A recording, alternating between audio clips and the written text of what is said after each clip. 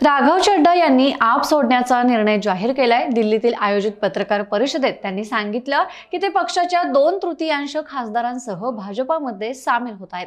संदीप पाठक आणि अशोक मित्तल यांच्यासोबत आयोजित पत्रकार परिषदेत आपचे खासदार राघव चड्ढा म्हणाले, आम्ही राज्यसभेतील आपचे 2/3 सदस्य भारतीय संविधानातील तरतुदींचा वापर करून भाजपामध्ये विलीन होण्याचा निर्णय घेतलाय। ते म्हणाले, ज्या आपला मी माझ्या रक्ताने आणि घामाने वाढवलं आणि माझ्या तारुण्याची 15 वर्ष समर्पित केली, तो पक्ष आता आपली तत्व, मूल्य आणि मूळ नैतिकतेपासून भरकटलाय। हा पक्ष आता देशाच्या हितासाठी नाही तर वैयक्तिक फायद्यासाठी काम करतोय।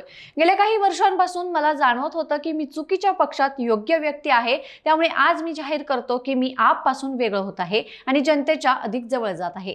2 एप्रिल रोजी आपने राघव चड्ढा यांना पक्षाच्या राज्यसभा खासदारांच्या उपनेतेपदावरून हटवलं। या संदर्भात राज्यसभा सचिवालयाला एक पत्र सादर करण्यात आलं, ज्यात म्हटलं आहे की त्यांना पक्षाच्या कोट्यातून बोलण्याचा वेळ देऊ नये। आपने भागवाडा येथील लवली प्रोफेशनल युनिव्हर्सिटीचे कुलगुरू अशोक मित्तल यांची उपनेतेपदी नियुक्ती केली। राघव चड्ढा हे 2022 पासून पंजाब मधून आपचे राज्यसभा खासदार आहेत। त्यांचा कार्यकाळ हा 2028 मध्ये संपणार आहे।